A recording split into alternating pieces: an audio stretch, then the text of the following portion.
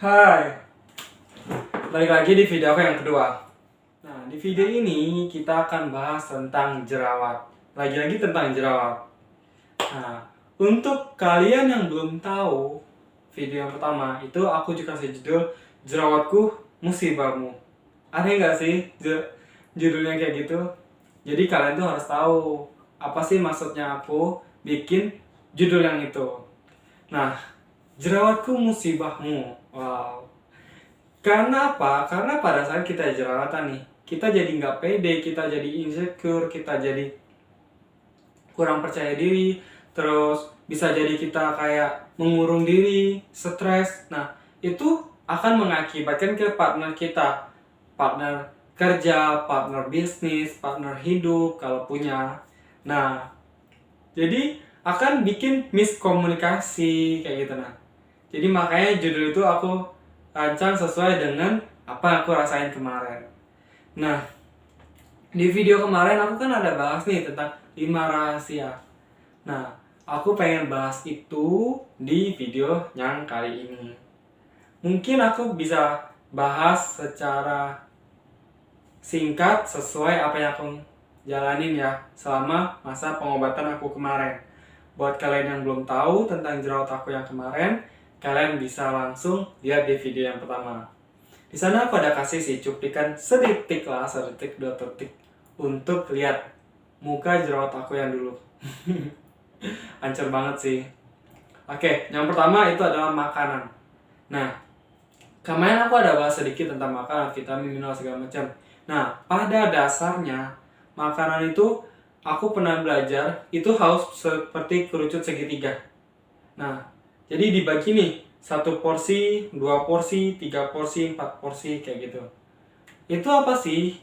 Maksudnya 1 porsi itu kita masih boleh makan berminyak seperti ayam goreng atau ikan goreng. Itu kita masih boleh, diperbolehkan tetap. Karena tubuh kita tetap butuh minyak.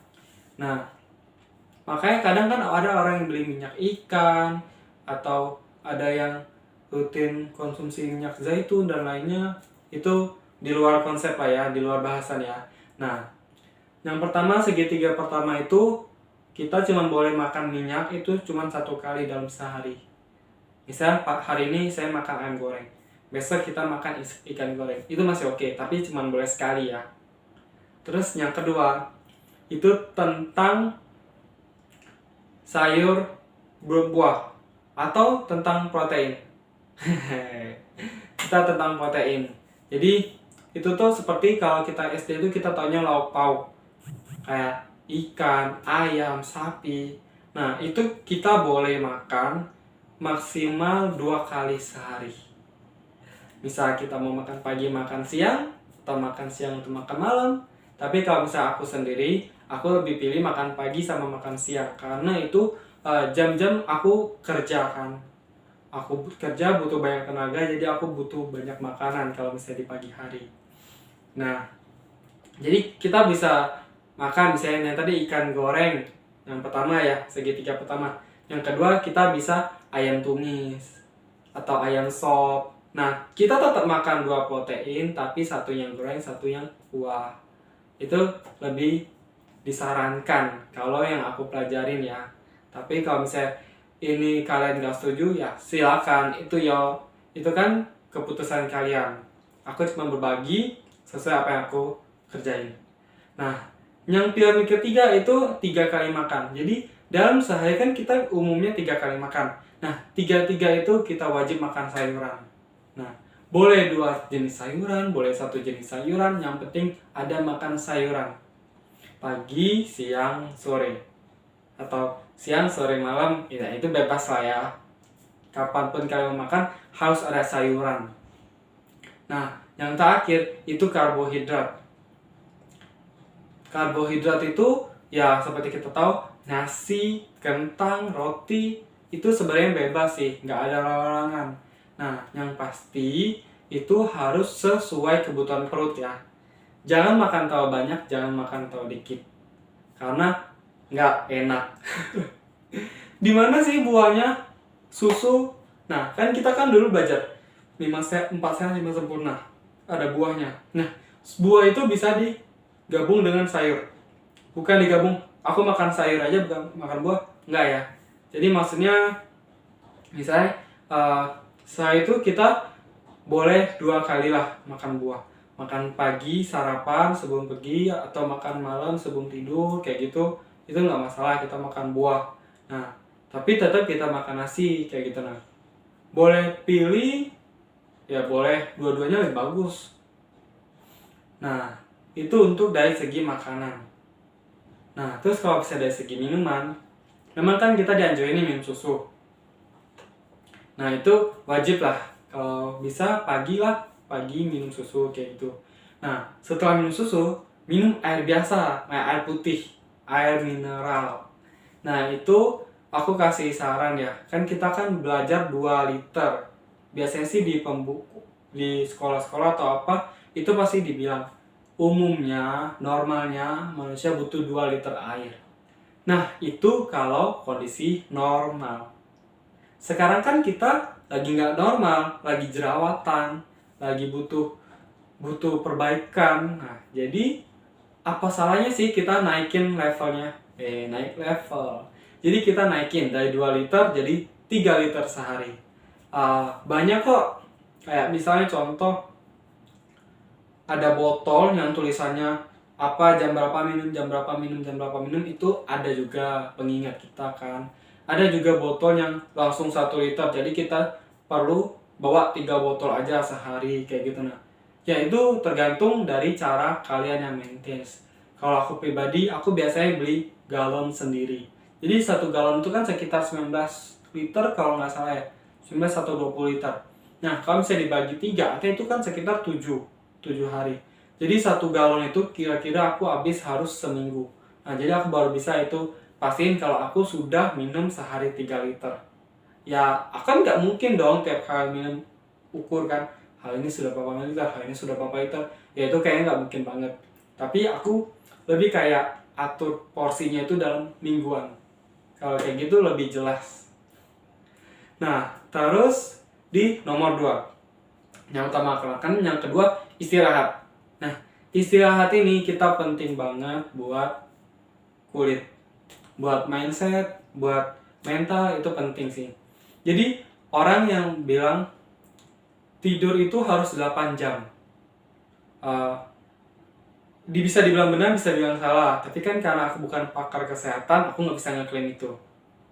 Nah, jadi kalau yang aku pelajari, tidur itu butuh yang namanya kualitas. Nah, kualitas tidur yang bagus itu biasanya 6-8 jam. Dari jam 10 malam sampai jam 7 pagi. Coba itu. 10, 11, 12, 1, 2, 3, 4, 5, 6. 4, 5, 7 jam, 6, 8 jam. Nah, itu jam-jam yang bagus buat kualitas tidur.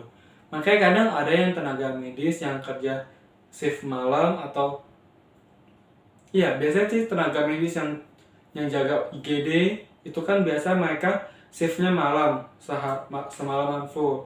Nah, itu biasanya pas mereka tidur di siang harinya nggak bakal senyaman dengan yang mereka tidur di waktu malam. Kalau nggak percaya boleh deh coba tanya keluarga atau teman yang pernah kerja di rumah sakit shift malam. Aku sih pernah dengar cerita dari beberapa teman aku yang konsultasi dengan aku tentang jerawat mereka yang kerja jadi perawat di rumah sakit. Makanya aku bisa share ke kalian. Dan aku juga sempat dengar cerita kalau memang itu benar kayak gitu. Mereka harus stay di rumah sakit 12 jam di waktu malam kayak gitu. Bisa dari jam 8 malam sampai jam 8 pagi kayak gitu. Itu makanya mereka butuh tenaga yang lebih kuat. Walaupun mereka di siang harinya tidurnya lebih lama, misalnya 9 jam, itu nggak bakal senyaman pas mereka tidur pas malam. Jadi buat teman-teman aku yang bekerja di tenaga medis, aku doain supaya kalian selalu sehat, selalu kuat, selalu bahagia. Nah, yang ketiga, itu di istirahat cukup itu kita masih bisa dibilang sup lah ya, yaitu tentang olahraga. Jadi kalian wajib banget untuk olahraga. Olahraga ya misalkan kalian lari, atau jalan, atau skipping, atau ikutin video-video di YouTube seperti home walking atau apa, itu it's okay. Yang penting gerakannya benar dan memang tujuannya itu untuk olahraga, untuk sehat. Aku sih dukung banget karena aku sendiri juga awalnya aku nggak pernah olahraga dan sampai sekarang aku bisa ya jalan sehari bisa 4 kilo ataupun bisa lari kecil kayak yang di video aku kemarin aku bahas. Aku lari kecil 2 menit, 3 menit terus stop. 2 menit, 3 menit terus stop. Itu it's okay aku pikir. Karena di aku sendiri itu bekerja kayak gitu loh. Aku ngerasain darinya awalnya ya lumayan berisi lah ya. Sekarang sudah turun 10 kilo. Nah, jadi buat kalian yang pengen ikut caraku, kalian boleh banget sih. Terus selanjutnya kita tentang positive thinking. Nah, setiap tindakan yang kita lakuin, kita harus positive thinking. Jadi, kita hanya boleh pikir, oh, aku olahraga untuk tubuhku sehat. Oh, aku makan yang bergizi untuk jaga tubuh aku.